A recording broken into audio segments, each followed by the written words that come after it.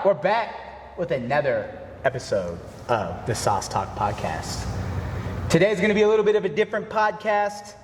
We've been doing like fighter interviews for the first two, but today we are going to recap the TFL fight card event. Also, peek the banner.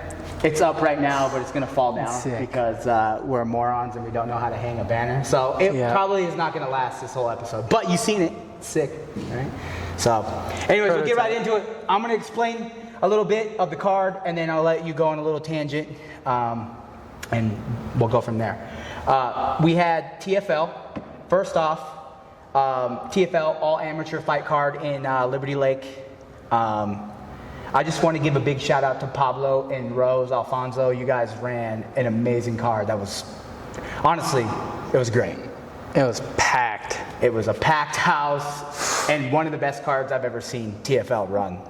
This one specifically. It had everything. It had low-level amateurs that were going out there and brawling, and then we had like high-level stuff where those guys are basically pros, and then we had some just absolute dogfights in the middle.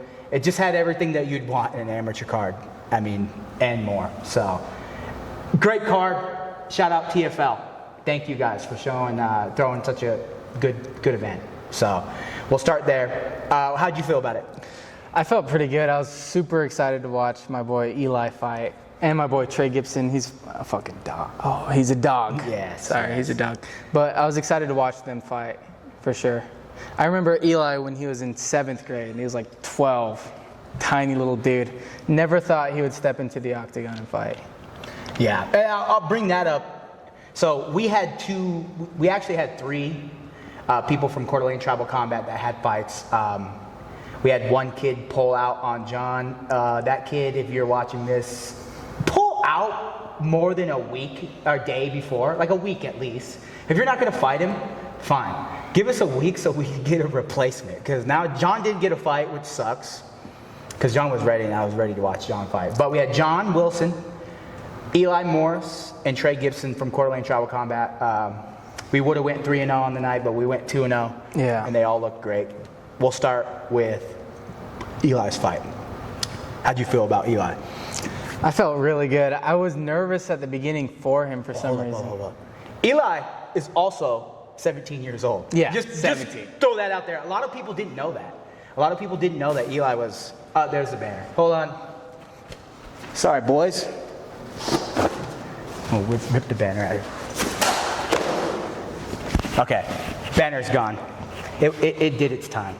Yeah, so Eli, 17 years old. People didn't know that after they watched him fight, and I think that just made it so much more impressive.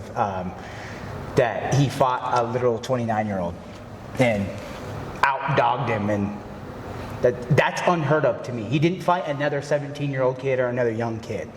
He fought a grown-ass man. Yeah, grown man. So, okay, just recap it for us. Start from round 1. Round 1, Eli came out, and he was a little, Jitters. Yeah, jitters, and it was just so exciting to watch. I'm trying to think. Just got done hard sparring, and I'm like, we just foggy. got done training. Okay, I'll take it from here. So, Eli comes out round 1, a little jittery, I would say, but not that bad. It wasn't. This guy that he fought was a boxer, and it wasn't until the dude kind of hit him with a glancing shot. It wasn't anything big. It just grazed him, and he started opening up. He's like the reservation dog. Nah, dude. He did not like that punch, bro. And he sat in the pocket and probably threw 4 or 5 overhand rights in a row. And I'm sitting in the corner like, oh my God. Oh. I kept screaming crow blast, which is our takedown call. And I'm screaming it, and he's not crow blasting anything. He is in the pocket ready to throw, dude. He did good. Prime Mike Tyson. He did well in the pocket. He did fine. And then, eventually he got to the legs, got the takedown. Yeah, he got a pretty good hit in that first round, too. He did. Yeah. Striking looked not bad. Yeah. Not bad. For a first debuter coming out, it was pretty good. especially for a grappler, you would say. Yeah. I mean, he did good. Was it arm triangle? Was that round 1 or was that round 2? That was round 1. That was round 1? Yeah. Deep arm triangle. Just mechanics were a little off, didn't get the finish. Just a little bit. It definitely, he still made it suck for him, for It sure. didn't help that this dude was just Gritty as he was gritty. He was it, but he was strong. Yeah, Big dude. muscly dude. You know? Jacked. Yeah. So he kind of survived that a little bit more. But also, if we have a different couple mechanics set up, we probably get that finished there. Yeah. Yeah, I thought he was about to. Almost hit him with our insta kill. That was cool. Just again, couple mechanics were just off. Yeah. Couldn't jab it. But other than that, we come out of round 1, dominant round 1. Yeah. Won. Also, I want to say, like, Eli literally just went over insta-kill, like, maybe a week or 2 before, and he's never done it And ever arm triangle. in, like, any live situation. So seeing him just throw it in the fight and, like, get really close to finishing it, even though he's only trained it a few times, was pretty impressive for a 17-year-old. Yeah. Oh yeah. No, I mean his jiu-jitsu is just very natural. Yeah, and listening, like, hearing your call-outs and then doing it was Yeah. pretty impressive. Unless he's in a dogfight, he ain't listen to no one. No, when Overhand, he's dude. swinging for the fences. UFC 5 spamming. Yeah, by- I remember seeing him miss one, and he just he's about to fall over. But it was fun though, and you know if you're gonna do it anytime, why not it be your amateur debut? Yeah, exactly. You know. So round 2, we get into the corner, and I remember just getting in there and sitting on the stool, and I was like, we cannot get in a firefight again. Yeah. It's not smart. He's the striker. We're not. Don't go there.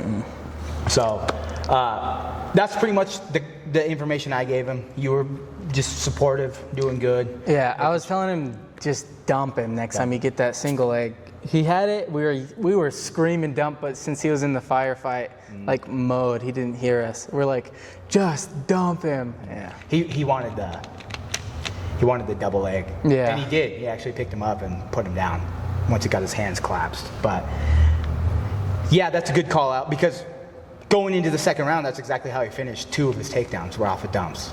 So It's a monster. It was a good call out. Second round, Eli struck with him a little bit, but really just committed to the takedown, got the takedown. Yeah. Hit some good grappling exchanges, and I think he lost one of the positions. The guy just ran up the cage wall, jumped, and it created a scramble, but Eli came out the backside with a triangle and an armbar, almost finished him. Our mechanics were just, again, a little off on the triangle and the armbar, but he almost had both those finishes. So at this point, he's four finishes that he almost had Yeah, 4 times. Yeah. on his debut fight. Just being in those positions that early in your career is good. We'll take that anytime. Now he didn't get to finish, but he's getting there. Yeah. And we'll correct that over time, and he's going to start grabbing that crap. Yeah. People mess up and give him a triangle, he's going to finish it. And like freshly learned techniques too. So as a coach, yes, he didn't get the finish on those, but as a coach, it was good to see, you know, because like for you, example, like your first amateur fight, you looked good, but you also had a different approach. You were trying to win the fight, stay in good dominant positions. Yeah. I didn't get into any firefights at all. You played it safe. You won 30-27, but it wasn't until your third amateur fight is when you started to open up and go like, oh no, okay, Yeah. I'm gonna send this. You were confident in your jiu-jitsu, which he had in his debut fight. So Yeah, that's insane. good. It's good. Different styles of fighting, but it's fine. I mean, it's just how it goes. So second round, towards like the middle to end of the second round, he locked up, got the guy's back. The takedown. The last takedown, it was kind of it. The guy, you could see it off the cage. He was right in front of us. Eli dumps him, and the dude was holding on to a guillotine they had no business holding on to. No, it wasn't even close. When Eli popped his head out, I was like, he's done, dude. It's over. You know? And it was. Eli was also gassed, but he's got the dog in him to where if he's tired, he's fine. Yeah. He grapples in here for shoot, him and Lane have went 30 minutes straight grappling No until quit. someone dies, you know? No quit. So I was very confident that if that guy was super gassed and my guy was gassed, I'm pretty confident my guy's going to come out on top. Yeah, well, he kept ground and pounding even though he was tired. He's like, boom, boom, boom. Yeah, and then, you know, guy made a mistake, gave him his back. Eli snatched it up and ended up finishing a modified rear naked choke. Boom, first win in the books, dude. At 17 years old, 1-0. So we like that. And, you know, I was explaining to people like, hey, when is Eli going to fight again? I was like, well, he's got high school. He's got one more year of high school to do. He's got to go learn stuff. He's got to take his high school senior English, dude. So, you know, we're gonna do that first. But, you know, like I told Eli, I was like, hey, man, fighting is going to be here. Fighting's going to be here when you're done with school. Have fun. Enjoy your senior year. He's got wrestling. He plays football. You know, so enjoy that. And then we'll be here when he's ready to go. And he's going to have an impressive run, man. He's young, and he's already getting the jiu-jitsu game going. And I'm super excited to see where he goes. So, and with that being said, we're actually going to bring Eli on the pod. So, yeah, go ahead. So, I have Eli with me. This is Eli Moore, who we were just talking about. How do you feel? How do you feel being 1-0 at 17 years old, beating a 29-year-old?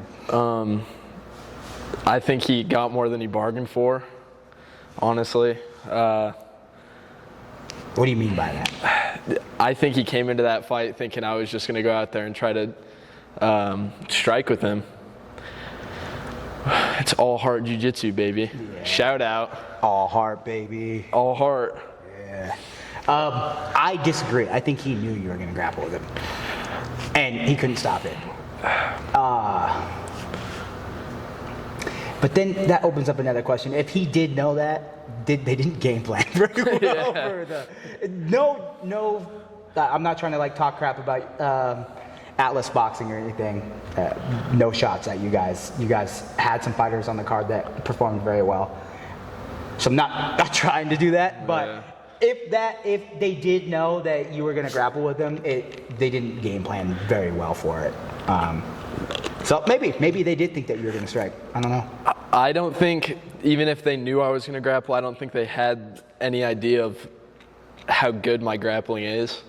Which, not to be boastful, but I'd say I'm pretty good for my age and how new I am to jiu-jitsu and wrestling, honestly. But He wrestled high school for 2 years. This will be his third. But I will say, I've watched you wrestle. Your wrestling's, you know, we got some work to do in the wrestling category. Yeah. But the second you came on these jiu-jitsu mats, you were very natural at picking things up very fast in your transitions. That's the one thing about you that amazed me so early, was like the way that you learned how to transition from side control to back to getting out of mount, and these are things that white belts spend years to gain knowledge on, and you just picked it up because you're a huge fan of MMA. Yeah. You've been watching it for your whole life. You love combat sports, so I think that helped you a lot, and I also think that you and your brother both are just natural learners that pick things up very quickly. I think it definitely helps having Lane in here because it makes it a lot more competitive. Especially in jiu-jitsu, because we're both starting at the same time, so it's not like one of us had the edge, but I think one of us did have the edge. This guy. Oh, brother talk. Hey, that brings it up. Lane, we're really trying to get him pushed, his older brother, on a card in October for King of the Cage. So we're excited about that. So be on the lookout for Lane Morris. He's going to be an absolute unit himself. Up and comer. Just like the one and only Trey Gibson. Yes. So that is a good caveat to the next part of this pod. But since you're here, I'll ask you one more question. All right. Ask you one more question before you go. What do you think about jiu-jitsu in specifically that you picked up on so quickly? Why did you get so good so quickly, in your opinion? Well, that's a hard question. I mean, I'd say I'm a pretty smart person. Like, maybe not book smart, but I pick up on most things pretty fast. But I think it's a lot of being kind of pushed around like my whole life, just being able to do stuff as a smaller guy, like working off my back, and I don't even know. I mean, it just comes naturally. It just clicks. I'll give you my assessment if you want. That's fine with me. So my assessment on your jiu-jitsu game is you're very good with weight distribution and balance. And I think balance in the combat sport athlete in general is very important. Yeah. And you have very, very great balance. You could tell pretty early on. Balance, and then I think the next thing is you're just, you have like this absolute dog that lives inside of your soul. So when a guy clips you with a little shot and you stand in the pocket and throw 5 overhands, like, that's something that can't be taught. You can't teach a dog inside of a kid, and you just have it. Your brother, both, you could tell very early on that you have like this determination and grit that is amazing for combat sports. It's to the death, no matter where I am. Like, I don't care if I'm in the gym, in the cage, wherever, it's to the death. Doesn't matter who I'm with, I ain't tapping. No, he doesn't. I have to try to kill him. If I get him locked, that's just a decision I have to make. So, but anyways, this is Eli Morris. Anything you want to say, like a shout out? You might have. Shout out to TTV Cyrus AF. He probably won't see this. They didn't give me open mic time. He owes me $20 now. Also, shout out to Ollie for pushing me in everything.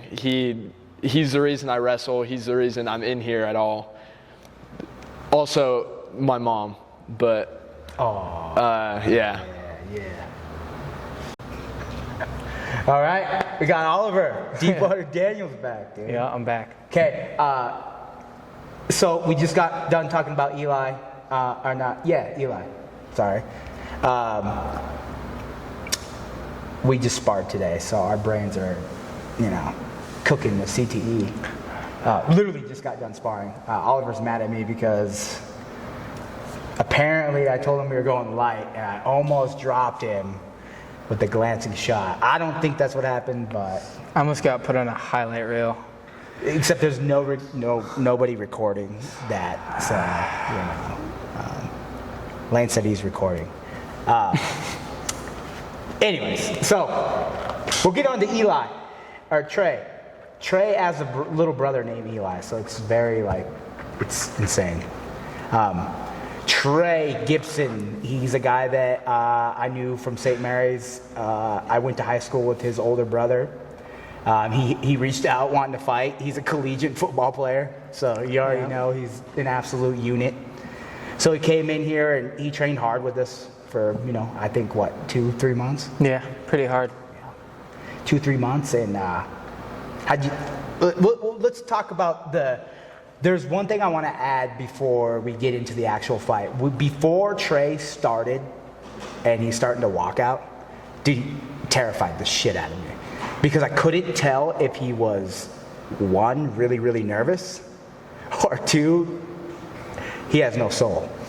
Yeah. I was like, it was really strange. It was like no emotion, but he also I don't know. I thought he was super nervous, and then when he went out there, I couldn't tell. I couldn't decipher. I mean, it was like he was walking around like a Viking getting off the ship, ready just to murder an entire village. You could see it in his eyes. He was gonna try and kill this guy. But I couldn't tell if that's what it was or if he was just really, really, really nervous. I don't know. But I think we know the answer to that now. No soul. Yeah, no soul. He was a no Viking soul. ready to come off a ship and murder a bunch of people, is I think what his mindset was. Because he came out, he looked good right when the bell rang. Things started flowing, and immediately I was like, okay, things are gonna look good. Yeah. And he changed levels, power doubled, and that was the dude that he fought. Instead of getting his hips back or trying to down block that leg or just circle away from the pressure at all, planted and tried to feed him hips. And that was a bad business decision when a dude got collegiate football experience Yeah. and is as a unit as Trey is. Cause It's like he's seen a football player, bro. So he tried to plant his hips and come up and stop the momentum, which absolutely was not going to happen. And he got ran. If there wasn't an octagon cage wall there, he probably would have went another 30 feet that way. And then went down and got subbed. So they hit the cage so hard, dude. The only damage, I was like, oh, what happened to you, Trey? And like, because he had a huge mark on his head after. And I was like, yeah, are you good? And I was like, I don't think he hit him. I don't remember seeing him hit him. He's like, oh, it's from the cage. And I was like, holy shit. And then you could see like the implant. Yeah, you could see like the fence on his head. Because he hit it so hard. It looked like he was gonna run through the wall. Yeah, as a coach, that was the one time I'm really good vocally. I can talk. I'm spamming stuff out all the time. And when that happened, that was the one time I was kind of like, I didn't even know what to say. I was just watching him do what he does. Yeah. And then, he hit the cage so hard, like the whole cage, the whole octagon itself moved. It was like jiggled. It was like, boom. Yeah. And he came down. The dude actually got up pretty quick. He came back up. Yeah. And Trey put him right back down. Snatched the neck. No hooks, just snatched the neck and then got his hooks in later, which there is an argument on that. If you can grab the neck, you should always, and then worry about the hooks later. Yeah. There's people that will argue back and forth whether or not which one's better or not. In this instance, it was pretty good to see. Yeah, there's the bully choke and all that stuff. So, got it locked up, and then the dude. I'll give it to the guy. He would not stop fighting. He was just boom, boom, and then you could see he just Boom. sleep. It was awesome. He did not want to tap. It was so cool. Put him unconscious. We talked to him afterwards, and it was really funny. He's like, yeah, I thought I won. And then I got up, and I was like, oh, I went to sleep. Yeah, he thought he won. That's crazy. He was a really cool guy to talk to after the fight. So shout out that guy. What was his name? You remember? Does anyone remember? What? Say it. It's Ty. Ty Bateman. Ty Bateman. Shout out Ty Bateman. Yeah, and we've watched previous fights. He's a good fighter. Yeah, he's a good fighter. I heard some other guys coming in here talking about how he wasn't good and he was a shitter or whatever. I'm like, Not even close. he was good. No. No. When I first came, I think I watched him. It was your first TFL show you went to? Yeah, well, the first fights I've ever watched in my life, because I started a little bit ago. But when I was there, I was watching him and I was like, that guy's good. I do not want to fight that guy. Yeah. Yeah. No, I thought the same thing. He looked very technical and, I mean, something that I kind of already knew, but he had the dog in him. He didn't quit. Mm-hmm. But the thing is, Trey's so goddamn strong. And once he locked that bullet choke up, I mean, it was over. It was over. Yeah, he wasn't getting those hands undone. He was squeezing and he was deep in the neck. Put him out pretty quick.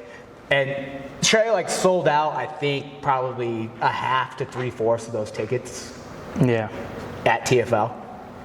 I think he said he got $255 off a commission, Yeah, dude. which is for this show is For this pretty show, good. it's insane. It's pretty good. Yeah. He had a big crowd, so when he won, everybody went absolutely bananas. And I think even the people that didn't know who he was were really excited because someone just went out unconscious. And he hit the nastiest backflip. A dude that big and he had the cornrows, right? He had Tyler's wife, Lindsay, hook him up with cornrows. So he legitimately looked like a Viking from war. Yeah. Hitting a backflip after making somebody go unconscious. It was a very iconic moment. One of the coolest moments I think we have to date. It was really awesome. So shout out Trey. He's a dog. I feel like we're getting good reputation for our little gym here. Yeah. Yeah, I We're agree. like 6-0 or Yeah. Since we started Coeur d'Alene Tribal Combat. Oh yeah. Like actual Coeur d'Alene tribal combat, I think 6-0. You know, and I'm not afraid of losses. It's part of the game. I don't really care if we lose. It's here and over there. But I mean, when our guys come to fight, you're getting a fight. Yeah, and if any of you guys watching want to come train with us, we're always welcome to let people in. We don't. It's just a group of dogs. None of us have to be here. None of us are paying to be here. It's just if you want to fight, you want to be good, just show up. Yep. Train. That's why we're so good. That's the only thing that I ask. If I'm going to coach you and I'm going to take time to help you, don't waste my time. Yeah. I mean, I'm not getting paid. There's nothing for it for me. I'm doing this because I genuinely want my group of guys and my team to, one, get better because it only helps me in my career, and two, being a coach and watching you guys succeed and overcome goals is absolutely the best thing. More than any win I've ever had. It's a really good feeling to be able to help somebody and know that you are a big part of their success. It's really cool to me. Yeah. So just don't waste my time, and I'll pour it into you. And you know, we got a really good group of guys, and I'm super excited for the core of this unit to get going. So with that being said, anything about the TFL card other than Trey and Eli that you've seen that you want to talk about? I liked top of the head. Off the top of the head, I liked the main event. That was insane. I was actually going to bring that up too. I was going for the Siri, right? Mm-hmm. I was going for the Siri guy because I've seen those guys fight, Sebastian and them. Yeah, shout out Siri Pasco, I think. Siri Pasco. Yeah. Yeah. They got a dog gym. They're just starting up striking and stuff. Good jiu-jitsu and yeah. Mm-hmm. Yeah, they always bring dogs. I was excited. So you were going for that guy? The underdog, yeah. No, Taj or TJ or whatever, TJ McDonald from Canada. Dude, the kid's a stud, dude. He's an absolute stud. And it's kind of cool to be able to see him now as an amateur because I think he's really young. I'm pretty sure he's not very old. And it keeps this up. There is legitimate like UFC talks for him. 25, right? Is he? Yeah, bantam. I think that was 125. 35. He holds the 25 belt though, I think. Oh, and then he went up and then got 35. Because he had 2 belts.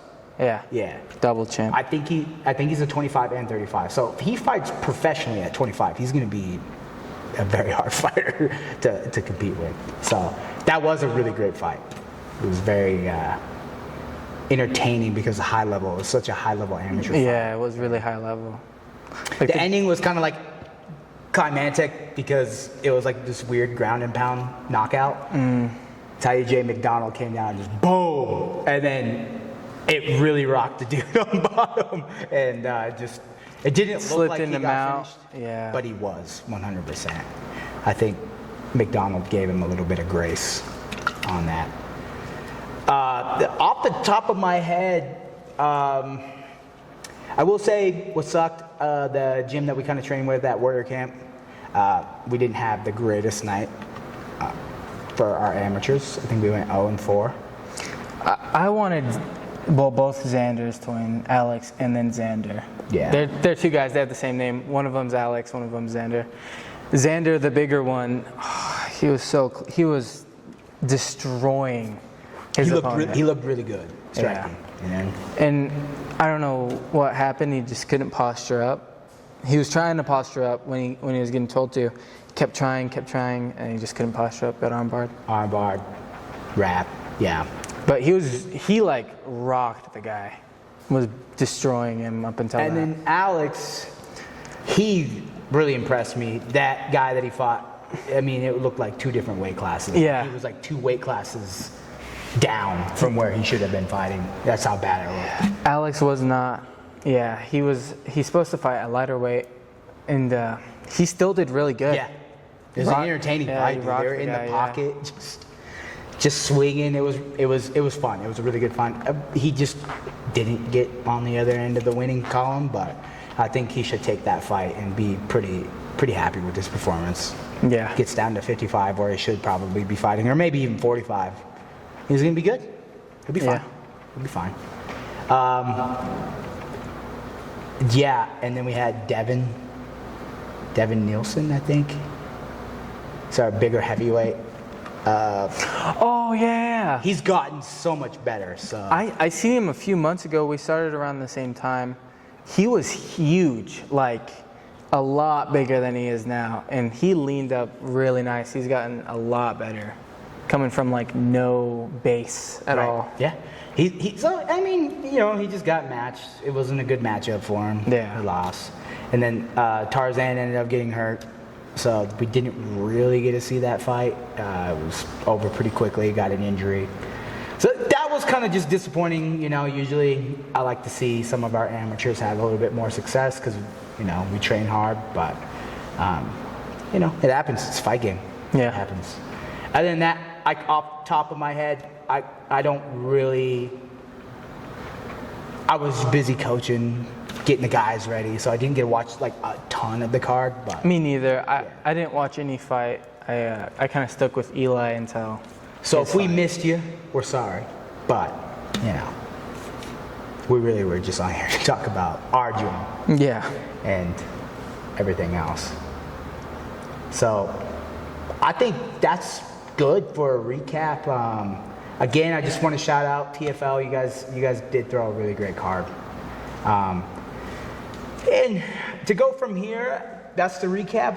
Let's talk about the future a little bit. Let's talk about what's going on. Pablo and Rose, I think we could broadcast it. You just got TFL to Spokane Tribe Casino, which is a really big deal in our area. That's huge. So we're gonna now it goes from an amateur card only to now a pro-am card. Yeah. Gonna be really fun to see how that escalates. We've actually fought at Spokane Tribe. I didn't really get a fight. My guy left, but he got a fight. And the venue there is amazing. Dude, it was sick. It's a really cool venue. Yeah. Yeah. You have people watching you up there, down there. Yeah, brand new venue too, so it's amazing. So Pablo's going to do an amazing job with that card. I already know it. He's going to blow it out of the water. And I think it's going to be one of the better pro-am cards in the area for sure. Yeah. So I'm excited about that. Got Cody on the card. Yep. It's I'm gonna be fighting. nice. You're on the card. I'm fighting on that card September 19th. So be on the lookout for that. We also have, John, my man Our boy John. John Wilson, who didn't get a fight at TFL, he's going to fight in Spokane. Hopefully, if you want to fight John and then you get sick or whatever, let him know, please, a week before. Yeah, that's kind of, his opponent did say he would run it with him at Spokane. Oh, bad. That he was supposed to fight at TFL. Yeah. So the question is he going to pull out again? I don't think he does because it's a casino card. I mean, it's like if you pull out of a casino card, you're an idiot. Yeah. And if you pull out of the same promoter 2 times in a row, you're never fighting again for that person. So I don't think he would. So I think it's not a bad idea to run it back with him. That'd be cool for John. So John's going to be fighting on TFL as well. And then October 7th? October 8th? October 8th. We got a heap of guys looking to get on the King of the Cage card. Oliver, he's coming up 3-0, looking to expand. Yeah. And, you know, you're looking really good, so I'm super excited to see how that goes. And who Better than my third fight. Yeah, 100%. Yeah. 100%. So I'm excited to see you in camp, getting locked in, ready to go. That'll be really cool. Like I said, we have Eli's brother, Lane. He's looking to get on that card. Our other pro, Tyler Syjon, you know, has had a little bit of a rough sled for a couple of fights, but I do think he's on the right path. Yeah. I think he's getting locked in. I really hope that this is the one where, like, I mean, we've had a couple guys today say, like, his sparring today was good. Yeah. Because it is. You know, and then, you know, sometimes you just can't take the dog out of somebody just to be. Him, no. He does not matter. But he's just always going to have it. Technically, he's got pretty good strike. He's got good striking. Yeah. You know? And his ground game's not bad. It's it's working. And now that this gym is getting going, he's going to have so many more training partners to work with and get him prepared. Yeah. So I like that for him. I don't think he's ever had a camp where he's had a group of guys in here pushing him. And he has to be the front runner because he's a pro. He has to be here. He has to work. So I think it's a good thing for him. I think he goes out Coeur d'Alene Casino and he does well. Yeah. I think it's a different version of him that we haven't really ever seen. The energy he brings there is just amazing. Yep. So I'm excited about that. There's some rumblings about another opponent of ours, our teammate Joe Brown. We'll see. Hopefully he gets locked in. And then who am I missing? Vinny potentially. And then Jordan Hammonds. We'll see about that again too. I'm hoping he gets locked in, gets ready to go. So we're going to be busy. We're going to be busy in the next couple of months. So I'm super excited for that. Other than that, you guys seen my poster? We had to take it down. It fell. But we'll get that going. We're upgrading the podcast. It's a prototype. Slowly. It's a prototype. Yeah. We're upgrading the podcast slowly. We actually do the podcast here in our boxing gym. So we literally just got done training. My shirt is soaked. Yeah. I smell terrible. And I'm still dazed. He's still dazed. With that being said, if you're watching this podcast and you want to help sponsor, there is something that we are looking to do here soon. We're looking to put some showers in to our gym. Yeah. So if you're interested in helping us, reach out to me because it's probably going to be expensive. And we're all just a bunch of broke MMA guys that are just making this work. No one pays a tuition or anything like that. So it's like, we're just making this work on the fly, dude. So if you want to help out, that would be amazing. So we can get done, shower, do the podcast, and not smell. Not that we don't shower. Just it'd be nice to have one here for after.